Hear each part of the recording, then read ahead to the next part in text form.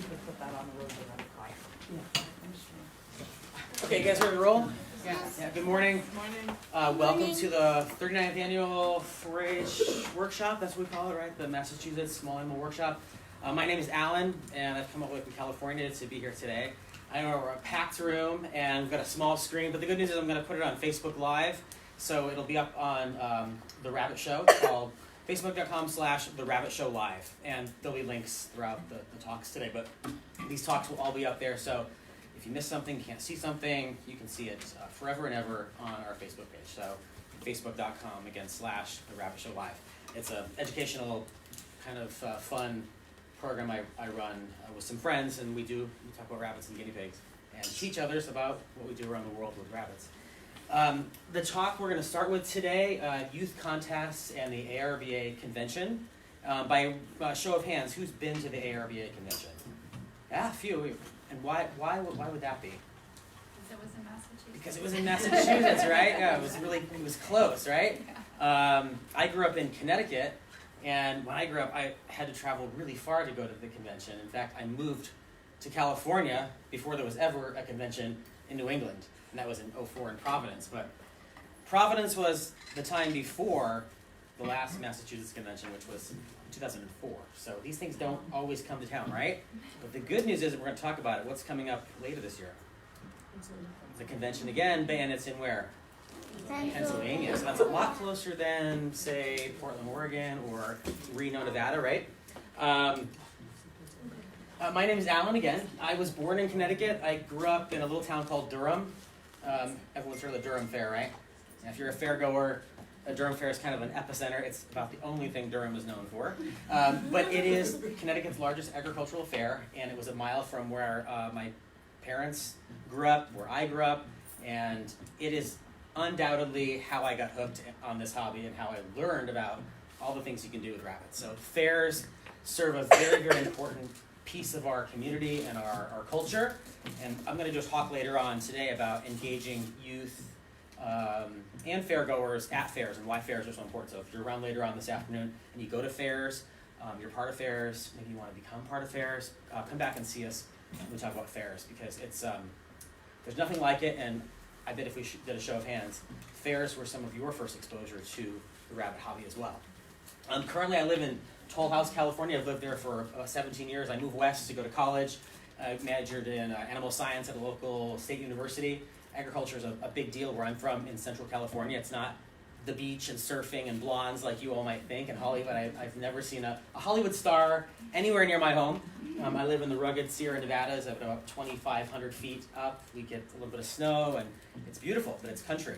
And just below us is the Great Central Valley, where we call it also the breadbasket of the world, because so much of our produce comes out of there. It's a warm, very fertile, endless growing season. So a lot of our produce back here comes from that part of California. So I'm from a very ag area, but I was born and raised here, and my roots are here. I raise rabbits. I have a lot of rabbits. I'm not going to tell you how many, because it's live on Facebook, and I'm sure I'm not zoned for all those. And also Angora goats. So I love animals. They are my life. I've somewhat made a niche. I don't know if you can call it a career, but what I do. But I'm very fortunate to get to do what I love every single day. I'm an ARBA judge. I've been licensed since 2007. And some of you probably have studied for showmanship or contests, and you might know what the Registrar Study Guide is, or maybe you've studied for the registrar or license yourself. That's like the precursor to becoming an ARBA judge. I wrote the book back in '07 and donated it to the ARBA. So I may talk about it today, but I'm not like promoting it. I get nothing out of it. So, but it was a fun thing to give back to the ARBA, and it certainly, I think, helped a lot of people figure out how to study and what to study, and in our very, very, very diverse hobby. I currently chair the International ARBA Liaison Committee. And the ARBA, it's the American Rabbit Breeders Association, right?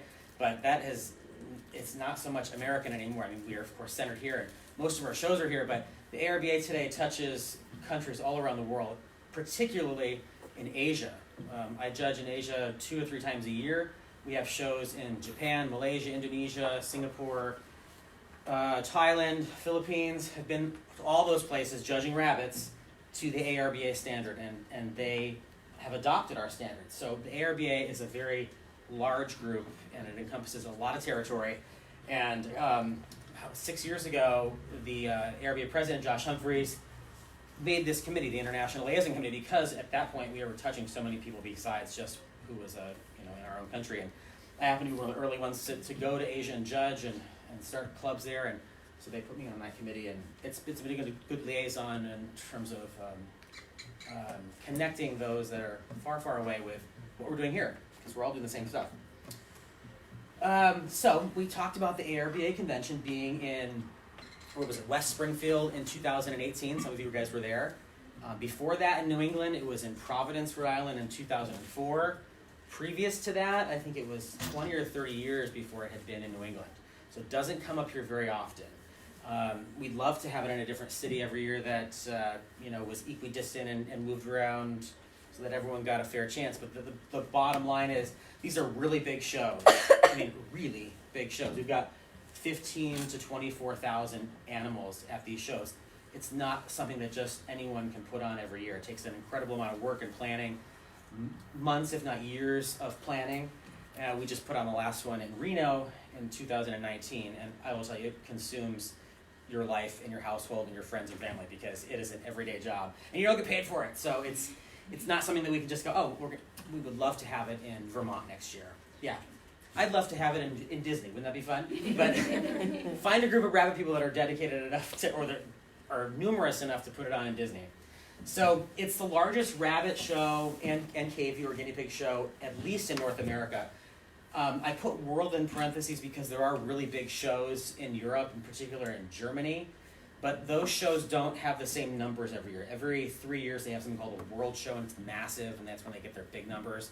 But annually they don't have a show that is always big, like ours. We have a national convention every year that's always massive.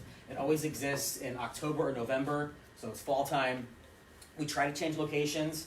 And it does, you'll at least bounce from east to west or midwest to east, okay? But it's never like in Louisville every year, like the North American International Livestock Show, which is in Louisville every year, or the FFA conference, which is in Indianapolis, Louisville, I don't know. It's in one of those cities all the time.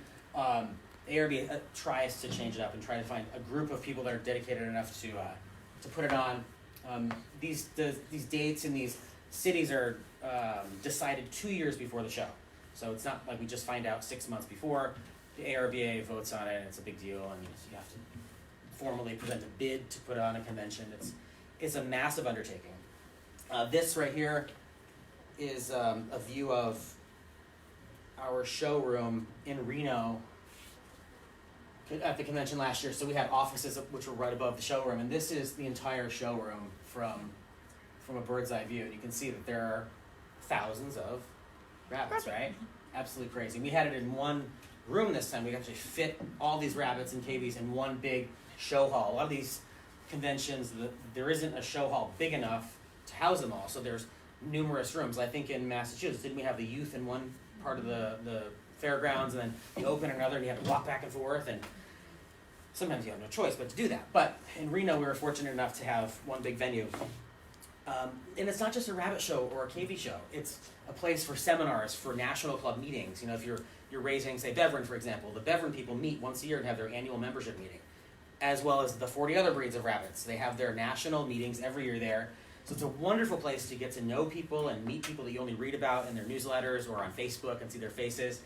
Of course, there's judging, and what we're going to talk about today are youth contests, okay? Because this is a youth event. What is this? Here's a little video I put together. It's like ARBA convention in 1 minute. So it was start to finish, how we set it up in Reno. It's kind of funny. Maybe you've seen it on Facebook already, but we're going to play it for you.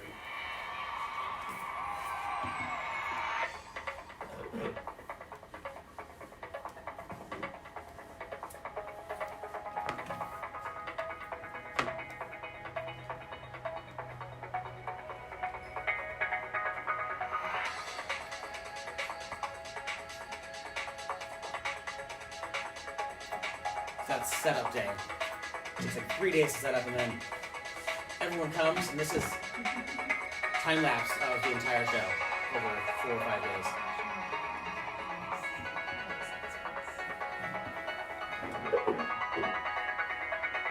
and then check out, and then the big cleanup job, which is never fun.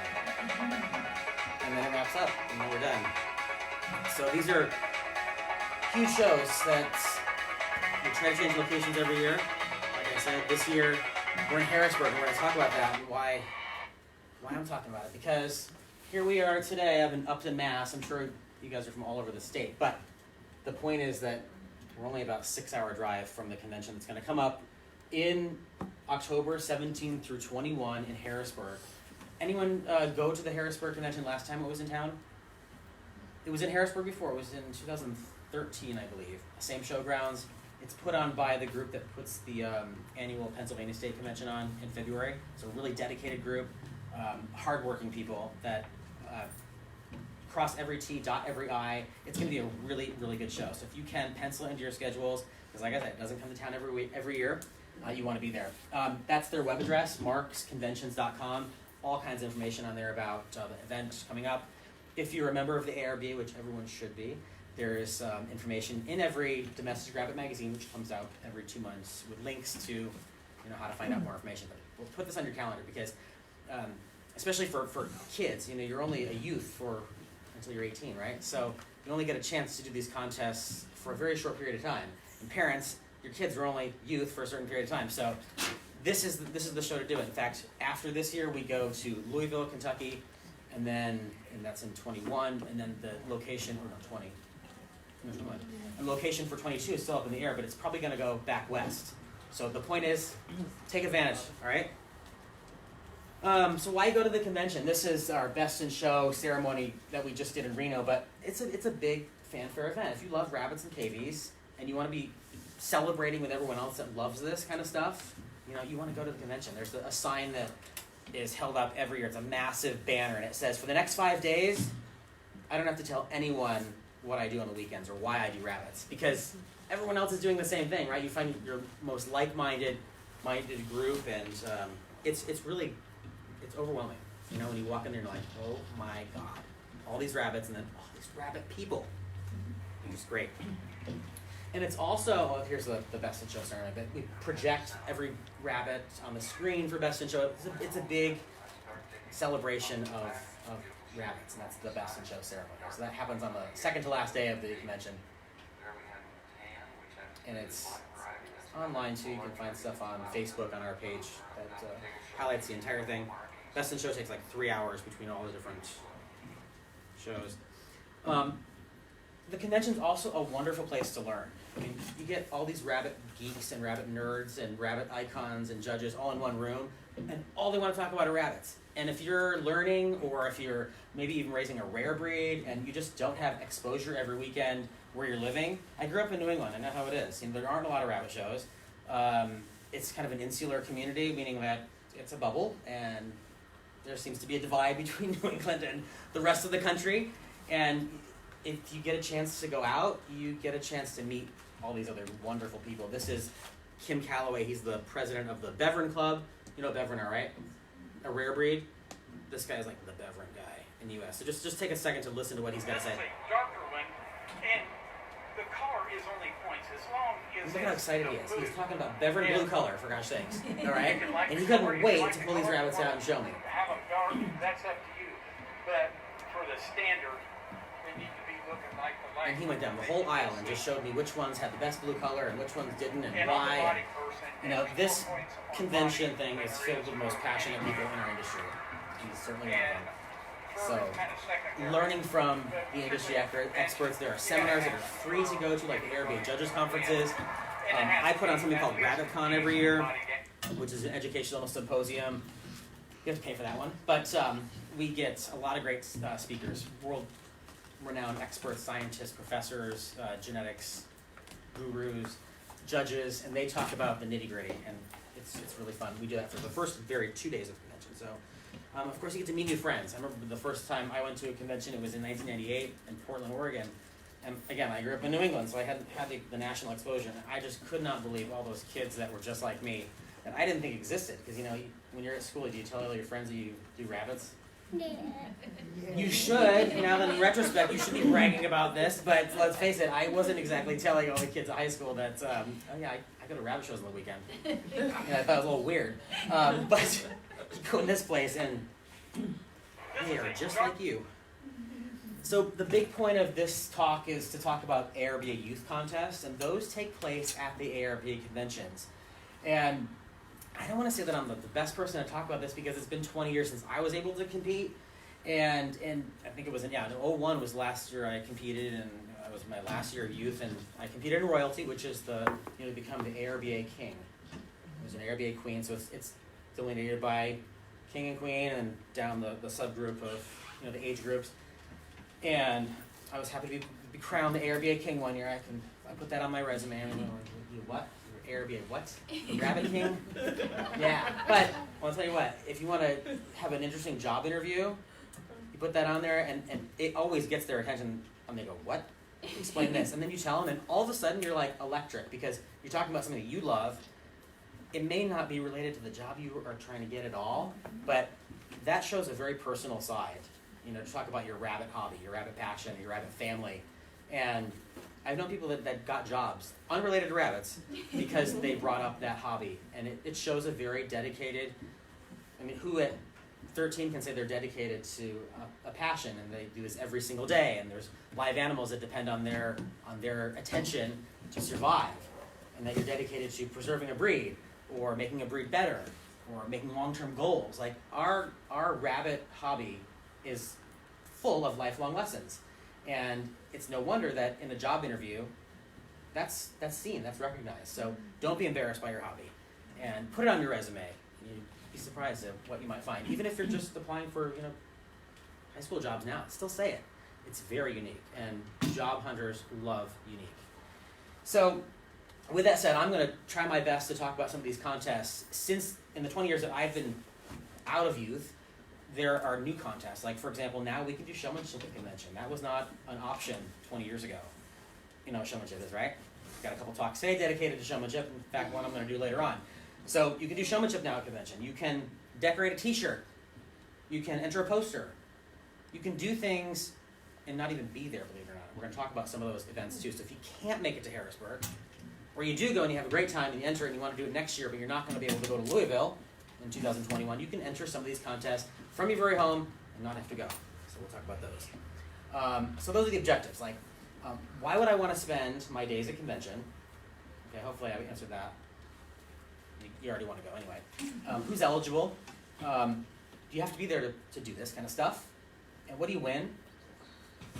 An excellent link, definitely write this down, is ARBA.net. That's first of all, the ARBA, the American Rabbit Breeders Association, .net/youth-contests. And that has every day, 24/7, all the info on ARB youth contests, no matter where in the country the convention is. Because the ARB youth contests are the same every year. They just happen to be hosted in a different convention, a different venue, a different city. But those contests remain the same. Every year you get the same opportunities to do that. So that link there is a really good resource, okay?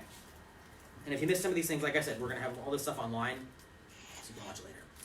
So why would I want to spend my time at the convention?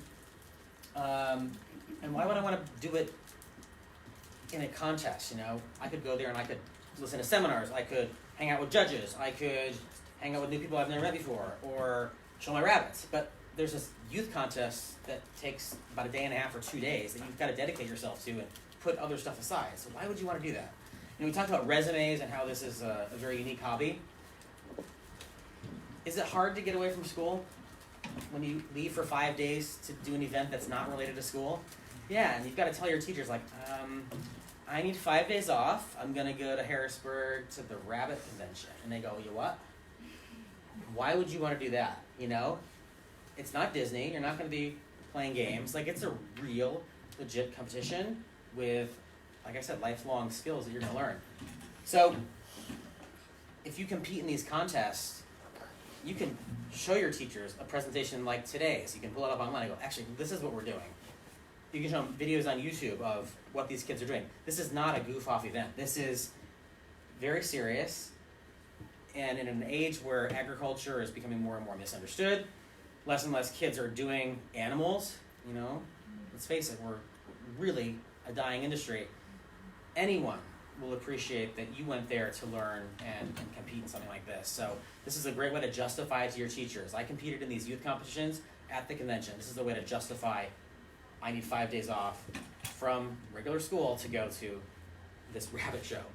And you know, the other cool thing is representing your region. I said, New England is kind of insular. We're up here, and not every year do we have kids from New England competing at these contests. And I was born and raised here. I don't live here now, but I still have a very near and dear spot in my heart for New England. And when I hear kids coming out of District 7 in New England that are competing at a convention, I think that's just like, it's so cool. So this year we're closer than we're going to come in a lot of years. Represent your region and be there in Harrisburg to you know, that New England power. We've got a great group here. We just need to get out more. And you know what? Even if you don't win, there's endless opportunities. The very first year I went to the convention and competed in the youth contest was in 1999. It was an epic flunk. Like I bombed, okay? But I didn't know what I was doing. And I was like, okay, well, I'm going to try these youth things, okay? I didn't know what I was doing. But I learned, like, okay, well, I should have done that. Next time I'll do that. And the next time I went and did it, I won.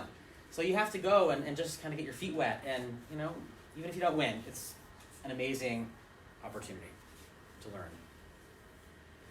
So who's eligible? There are contests for kids as young as 5 and for as old as 18. And when I say 18, that's through your 18, you know, that last year. Until you're 19 years old, you can compete in these competitions. So even if you graduated high school and you're still 18, you're still eligible. In fact, I was a freshman in college when I did my last year of youth, for example. So just because high school ends doesn't mean that your youth opportunities end at contests, at conventions. We're going to talk a little bit about which contests you actually have to be there for. You know, I'm a proponent of going, okay? But I will tell you, I'll be honest, there are some competitions that you don't have to be there for to still participate. So let's take a look. And no. So the ARBA a couple years ago put out a really good video on YouTube, and it dives into the youth contests. And some of you have already seen it maybe, but we're going to play it because it's really good, and it's put on by some of our judges, okay? The American Rabbit Breeders Association sponsors an achievement contest, management contest, and participants don't actually have to attend the convention in order to participate in this contest. Now, the ones that they can attend the convention and participate in are the breed identification, individual judging, team judging, and the royalty contests. And the royalty contest includes an interview, a skill-a-thon, and of course the breed ID and judging components, just, you know, for a well-rounded candidate. Each year, over 500 youth come to convention and compete in the youth contests. The royalty contest begins over the summer, where contestants fill out a written application, highlighting their historical successes, their current goals, and what they plan to do in the future. During the judging portion of the contest, individuals place 4 classes of rabbits and cavies. To do this, they evaluate the quality of each individual animal based on the breed standard. They're looking at the animal's overall body type, fur type, color, and condition, and placing them accordingly.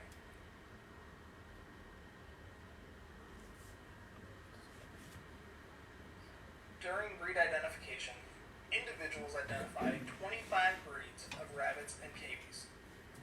They also identify their showroom classification, if they're 4 or 6 class, and their registration variety. The test has questions from a wide range of topics. Yeah, see all those ranging kids? from genetics, Like, husbandry, all those rabbit kids, you management, guys could be in with them. general care, handling, And they're just like you. diseases, and even show rules. During the interview, contestants are asked questions about their leadership skills, how they've demonstrated their leadership skills, what they've achieved in their hobby, and what their future goals are. How did you get more involved? I can start looking at more committees and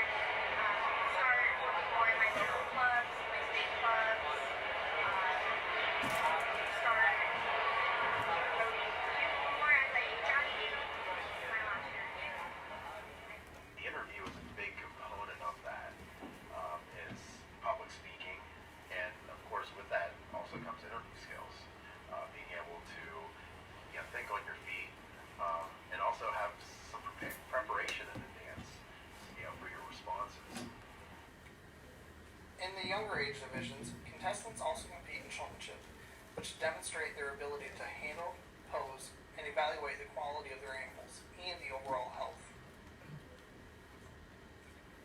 And an additional contest for junior aged individuals is Quiz Bowl. Youth can compete in the art contest without even attending convention. Categories range from photography, drawing, painting, graphic design, t-shirt design, woodworking, or sculpture. Or youth can enter an educational display. They range from all different topics about rabbits and cavies. There also is the Rabbit and Cavie Show during convention, where 20 to 25,000 rabbits and cavies compete for the highest honor of Best in Show.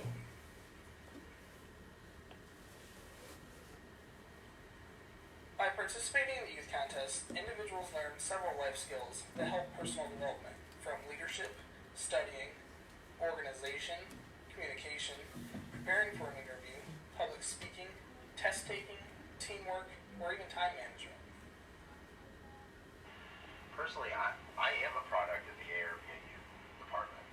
I participated as a youth growing up through the years, and again, it's that mentoring that helped to empower me, even through my education, academically, professionally, with leadership skills, public speaking, and a lot of personal responsibility. One of the things that just naturally comes with anybody who grows up in agriculture. There's a care and concern, responsibility on a daily basis that really translates into the work world and even academia. The awards banquet is the last day of convention, where youth find out how they did after competing all week long.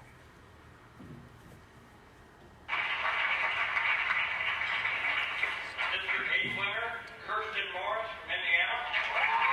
That's the youth banquet. It's actually bigger than the open banquet, the adult banquet, every year. It's like by 3 or 4 times.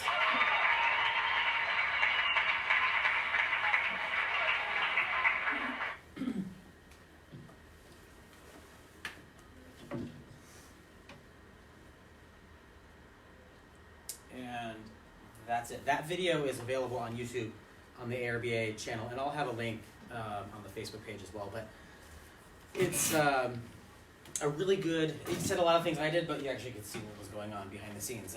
These contests teach lifelong skills. I used to be like a really quiet, shy, timid kid, and then I got into rabbits. And I learned so much about public speaking and being confident in front of others, and those things you just don't.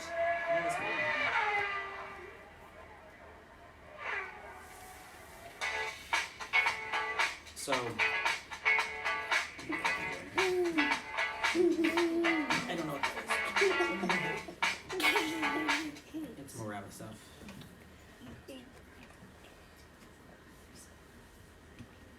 And the last link I wanted to show you, what time is it? Anyone have the time? Oh, good, actually. I told you about that link, arba.net/youth-contests. And here is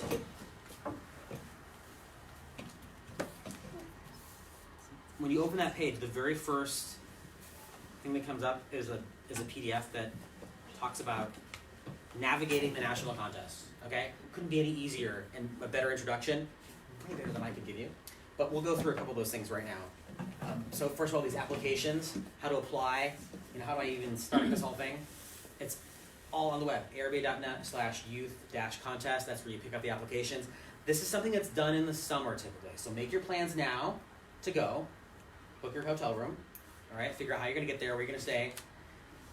And then this summer, fill out these applications. Okay, and they're kind of lengthy. The good news is a lot of them are, they're more accessible than they used to be because they're right there on the internet. A lot of the things you can actually upload your files on the internet, so you don't have to send it in. When I did it in the 90s, we had to print everything and make like 14 copies of the same thing and then put it in an envelope and hope that it didn't get lost in the mail. Like that doesn't happen anymore. It's all digital, so it's very easy. So that's a summer thing. So in terms of timeline, book your hotel, make your plans to go to the convention. And then this summer, before August, fill out those forms. The forms are due sometime in August. The t-shirt contest, this is one of those things where you don't have to be there. If you're an artist and if you love graphic design, you can actually compete to design the youth t-shirt that's going to be worn by all the kids competing at the convention, all right? You don't have to go there for that. You can submit your design online. That one is done earlier. I think it says on here when you have to submit that, but that's not August. That's like a little bit more in advance of that, but the other ones are all later. So if you like art and you want to see like everyone else wearing your design, you could be like the Prada Rabbit Kid. Okay? And then there's so many educational contests. Arts and crafts, creative writing, photography, woodworking, cage building. You know, rabbits are something that need, you know, a space to live in. And you can make cages, you can make nest boxes, you can make inventions that we don't have yet that might be useful for our industry. And there are all categories for that. Ceramics, pottery, handmade jewelry. I mean, it's amazing. And in Harrisburg, you're going to have probably one of the biggest youth competitions in history because Pennsylvania has an excellent youth program. Like you guys have one up here. They have a really good one in Pennsylvania. They have wonderful mentors. They have a constant 4-H and ARBA youth presence. We have one up here too. We just need to get out there and show off what we've got because this workshop this weekend is unbelievable. I looked at the catalog. I'm blown away at some of the talks and the opportunities that you guys have today. And growing up in Connecticut, I didn't know this thing existed. And apparently it's been going on for 39 years. So we're all very lucky to have this. And I hope that I'm honored, first of all, he decided to come to one of my talks because there's some really good ones today on anatomy and physiology and genetics. And oh my gosh, it's just amazing. So you guys have it up here. You can do this. You can totally go there and compete and show some of these kids from around the country what skills and knowledge you have because you have it. You just have to get out there. You do have to be an ARBA member, by the way, to compete in this kind of stuff. So you should already be ARBA members, but if you're not, you can sign up online. Again, arba.net, and there's a membership link, and you can sign up. It's like $15 for kids for a year. You get Domestic Rabbit magazine every 2 months, which is a beautiful color magazine filled with information and resource and knowledge, as well as reports about what's going on around the country and world in our really cool and vast hobby. So if you're not a member of the ARBA, you must be a member. And of course, then you can compete in the contest too. So become an ARBA member. That's up there with booking your hotel and making your reservations. Poster contest, I think Eric, one of the guys mentioned that in the video. You saw those educational boards. That's again something you don't have to be there for. You can make that and ship it or send it with somebody that's going, and you can watch it win from afar. Okay? All this stuff again is online. Here's some of the sample. Here's some of the really cool posters that every year these kids come up with that are more brilliant than some of the adults could ever even give a lecture on, I swear. So show yourself off. Royalty, that's the big one. That's like becoming ARBA king or queen. And then there are age divisions below that. So Duke and Duchess, those are kids between 12 and 14 years.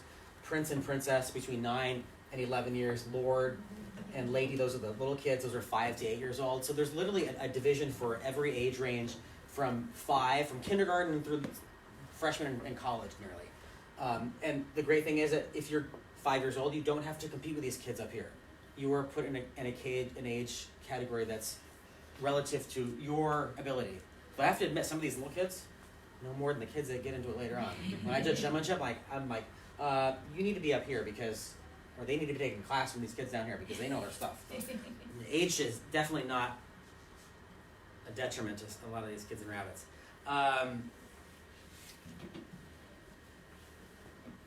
This is just kind of a timeline about how things happen, but let's map out the convention. You arrive on Friday typically, okay? That's the 17th or 18th of October this year. So arrive on Friday. You're competing in youth contests mainly on Saturday, and then Sunday. What's that? Oh, are you telling me? Oh, you're good.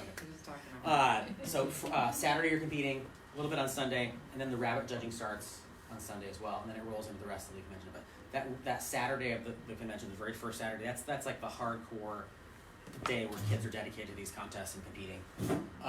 And then as you advance in royalty and you get called back for interviews and stuff like that, that's going to happen on Sunday, Monday.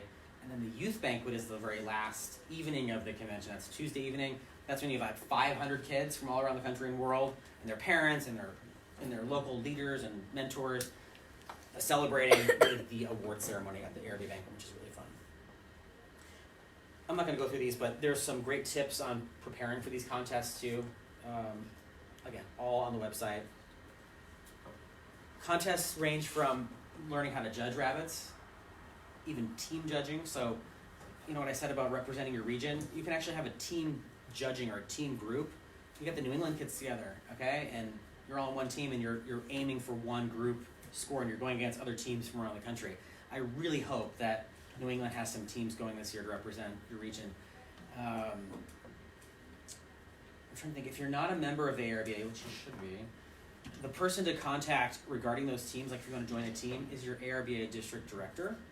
And every region of the country has a director. Your director is actually from Massachusetts. His name is Scott Stockwell. He's brand new. He just took office in September of 2019. And he loves kids. He's so great. And he was part of that mass group that put on the convention in 2018. So you want to contact him when it comes time for team judges. Hopefully we have some good youth leaders in our audience. Maybe some of you ladies here are also gearing that up. I don't know who your local contact is in the ARBA. Leslie Artisan, she was like my contact when I lived back here, and she's over here talking today. So if anything, she's a great resource to chat with about this kind of stuff. And again, applications, where to submit them. There are other contests that don't require you to be there. You can do something called the management contest, which is a long application, and you talk about how you manage your rabbitry at home, from how many rabbits you have, what your goals are, how you started. You know, are you raising a rare breed that you're trying to bring back from extinction? Are you raising meat rabbits that you're going to be selling and creating your own little market for to local restaurants? And that's a thing now. Like rabbit meat is actually on the rise, especially in these city areas like Boston, San Francisco. Rabbit meat is delicious. It's high in protein. Don't get me started. I'll keep going. It's wonderful, and it's expensive. And there's a lot of opportunities for people to raise rabbits in their backyard and sell rabbit meat. Kids too. So these management contests talk about that, how to manage your rabbitry. What are your goals? What are you going to do with them? And again, it's just like the royalty contests are divided by age. The management contests are in categories or divisions by the number of rabbits you have. So there's that division 1, it's called limited rabbitry. That's for kids that have 1 to 20 holes. Holes is the number of cages. All the way up to the unlimited rabbitry, which is the kid that has 51 or more. Okay, so you're not necessarily competing with kids that have no rabbits, but they can talk endlessly about how they manage their 2 rabbits, to kids that are like so overwhelmed because they have 100. You know, that was me as a kid, and they didn't have time to write a really good application, right? So it's very brilliantly segregated by your interest level and workload. Achievement contest, this is where you talk about all the things you've won and done and conferences you've been to. You know, today, for example, I hope if you're keeping journals and record books, make sure you jot down that you went to this workshop today, because this is brilliant. I can't tell you again how unlike other parts of the country, today's workshop is for small animal kids. I couldn't believe this lineup of talks and speakers. I mean, this is incredible. They paid for me to come all the way out here from California, for gosh sake. So these people that are putting this on, Diane and her group, your 4-H leaders in Massachusetts, thank them today, because they have gone above and beyond to bring you some really great resources. And I'm not tooting my horn. Like, I'm looking at these going, I wish I could be over there at some of these talks today, because they're really good. In fact, I'm going to talk to some of them about coming out and speaking at my conferences. Yes? Are all these contests like separate contests, so someone wins each of these and then Very good question. they look at all of those to do the royalty thing? Is Yeah, that so how it works? the like achievement contest, the management contest, the Those are breed all ID, separate those things. those can all be separate. And then during the royalty part, that's a combination of all of those plus another application. Okay, but yeah, you can enter achievement and it be doubled as the achievement portion and part of your royalties. That's a wonderful question. I'm So sorry. you could enter one or you could enter many? Yeah, exactly. Is that the way it works? Exactly. And so, because some of these you don't even have to be there for. For example, achievement, you're talking about what you did in the last year on paper in an application. You don't have to be there for that. Management, you're talking about how you manage your rabbits and where your goals are. Again, you don't have to be there for that. If you are there for that, well, heck, then of course combine that in your royalty portion as well. Breed ID, of course, you have to be there for that. And that's a fun one. Like if you don't want to fill out applications and you just want to go, I think that's an American Blue, you know, or that's a Hoto, you know, then do Bradia. Like, that's the fun one. It's like, I don't know. It was always fun, and it's way harder than you think because it's not so easy. It's just going, oh, that's a Blue American. There's a certain way to write it, and a certain way to say it, and you just gotta do it. And then of course, you know, read the rules. It's super boring to read catalogs and all this information online, but it is all there, and you can start reading about it now.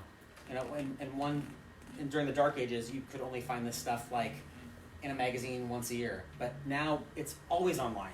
You can always look it up. And like I said, just because the convention changes venues and locations and cities every year, these contests don't change. They are consistent and constant. So if you come to Harrisburg and you love it, but you do really badly, and you're like, okay, I'm going to come back to Louisville next year and do better, it's the same competition. So you just get better by way of, or by just experience. Okay? And we went through all of it. Very good. I talked a lot, and I should have been asking questions, or if there were questions, you know. Anyone have any questions? That's a lot. Moral of the story, you just gotta go. You just gotta try it, because it's a wonderful facet of our association.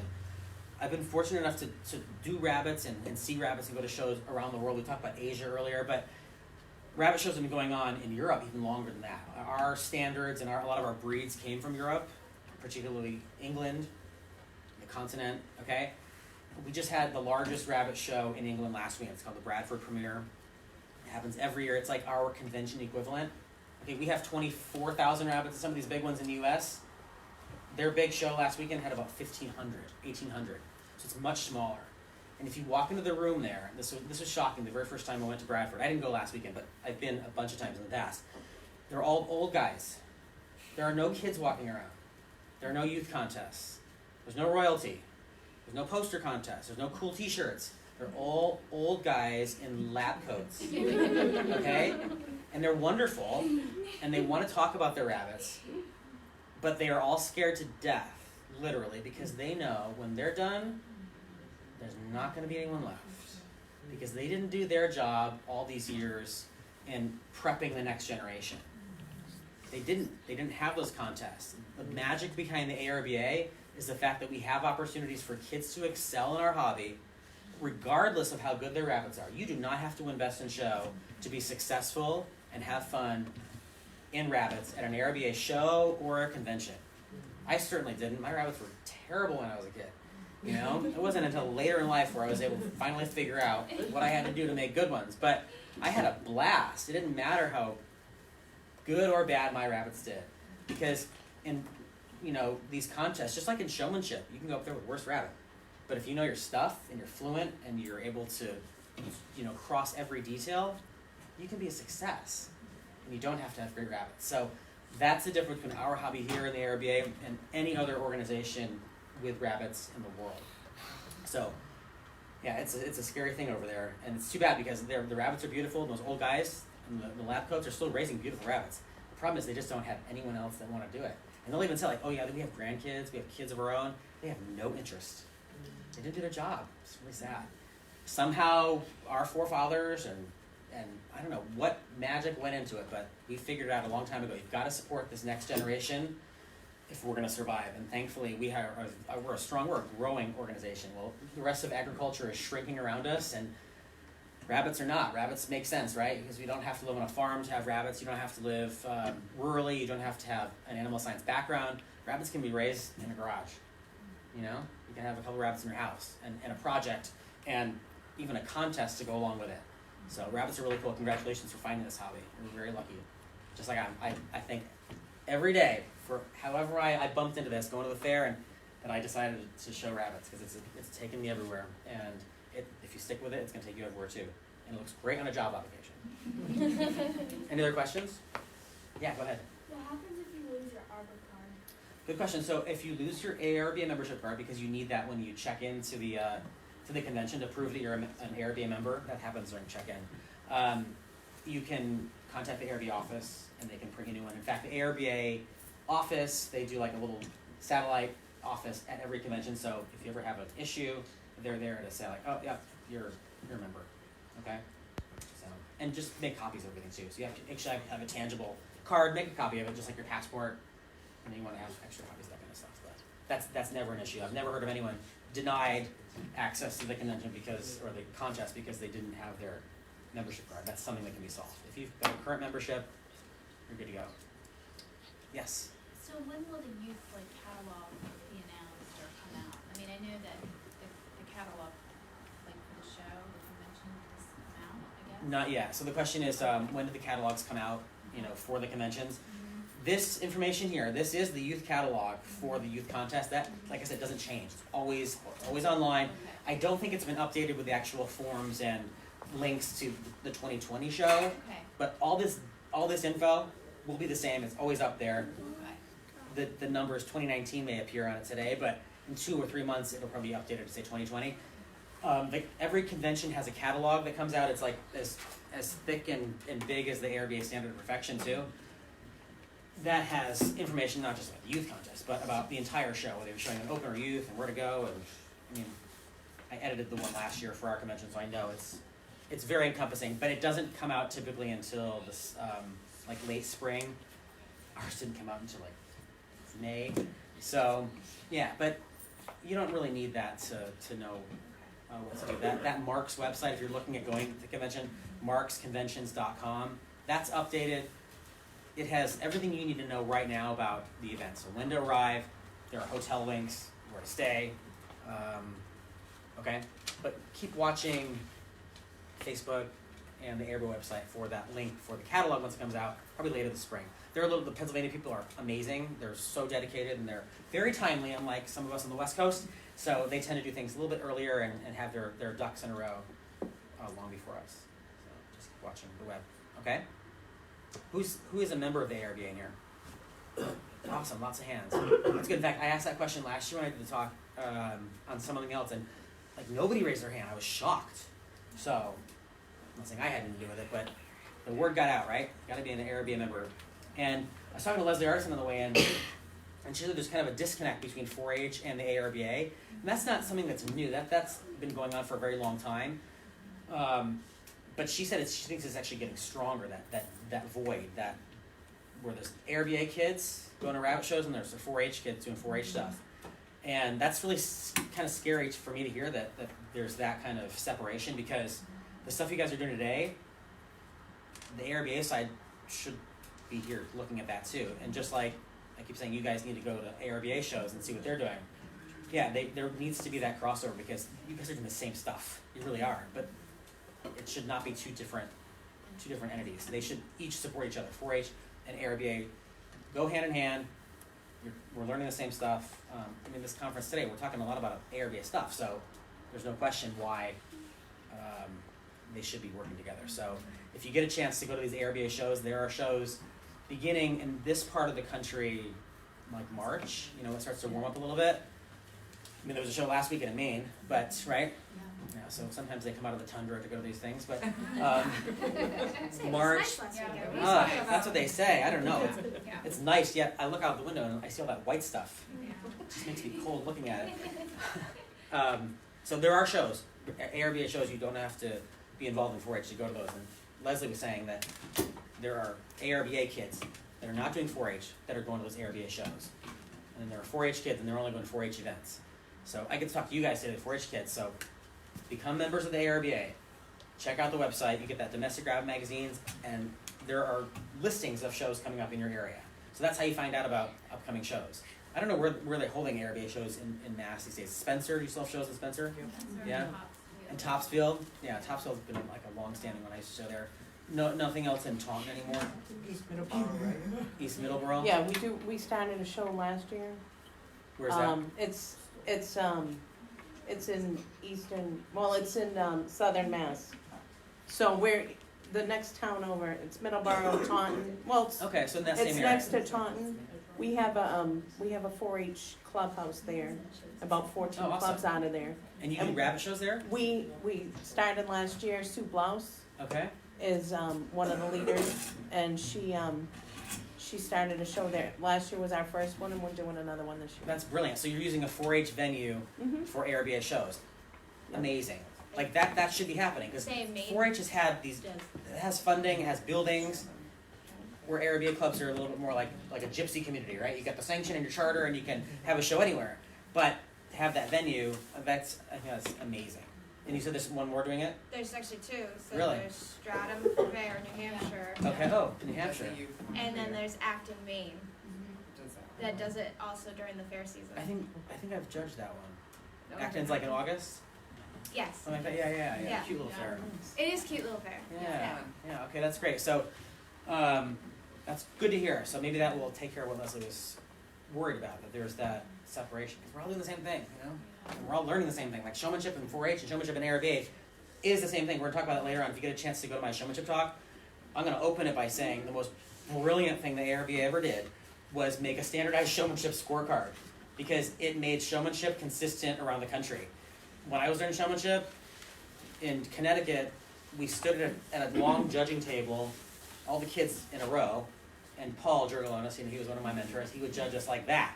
Okay, and then I moved to the West Coast, and all these kids are sitting, or the judge is sitting down, and it's one by one, and it takes all day to do the event. I'm like, what is going on? This is rabbit showmanship. I thought it was the same thing.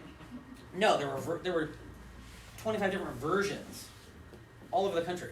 Okay, then the ARBA in like 04 came up with this. Said, all right, this is the way rabbit showmanship is going to be done, and it's taken this long, but we finally got the word out to all these places, and now they're using that form more and more. So showmanship, you can do anywhere, like at the ARBA convention. So if you're doing your showmanship for rabbits at your local event here in Mass, it's the same one that's being taught at convention. That's how you're going to be judged on that scorecard as well. So anyways, if you get a chance, come back to our advanced rabbit showmanship talk later on. Any other questions? Yes. Are there other activities during the other 3 days for youth to do?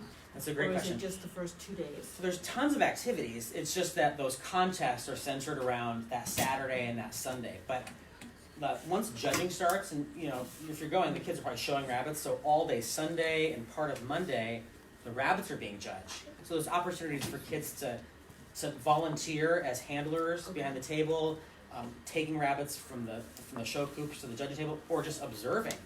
The one really cool thing about convention, I remember this, was like, wow, I get to see these breeds that I've only ever read about in the Standard or heard about in a magazine. They're all there. So, trust me, you walk in there at 8 o'clock in the morning and suddenly you're like, what? It's 5 o'clock? And you spent all day. So there's tons of stuff to do. And the other thing is, like, if you don't want to do rabbits all day long, the cool thing about Harrisburg is it's a historical capital or region of our country. So that you can go to Philadelphia, you can go to Gettysburg, you can go to Amish country. There's other cool stuff to do besides just rabbits. And that's how I sell this thing to parents, right? Like, okay, you don't have to do this rabbit thing all day long. When we hosted the one in Reno, we're like, oh, but there's a car museum, dads. All you rabbit dads that are sick of going to rabbit shows, there's a car museum 2 miles down the road. Or Donner Pass, or Lake Tahoe, or Silver City. There's other stuff to do and explore. So you can make these rabbit conventions, a family vacation, a family trip, not just about rabbits. Though I've never ventured out of a rabbit convention to do anything but rabbits. I wish I had the time, but certainly families do. And some conventions like this one too will have tours that are set up by the tourist bureau, and you can go and visit Gettysburg with rabbit people. They actually sell tickets to do these historical events with other rabbit people. So, I mean, it couldn't get any better. Okay? Yes? I have one more question.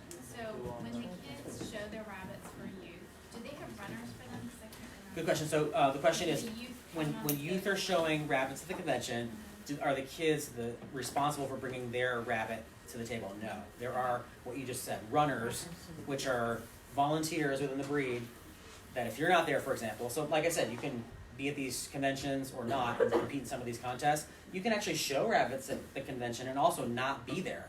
If you have friends that will take the rabbits for you and take care of them for you throughout the week, you don't have to be there to get them to the table like you do at typical shows, local shows where you have to put your rabbit at a convention. There are runners and they will make their way out there. Sometimes it's a struggle for these clubs and these organizations, these breed clubs, to get enough volunteers. That's why there are things for kids to do. You can volunteer to run rabbits for a breed club, for example. You can run Britannia Petite all day long, okay, and be exposed to animals that you otherwise wouldn't get to. So yes, did I answer your question? All right, good. Thanks guys for joining us. I think it's about 10, so thanks for coming. Enjoy the rest of your time here. A lot of great talks.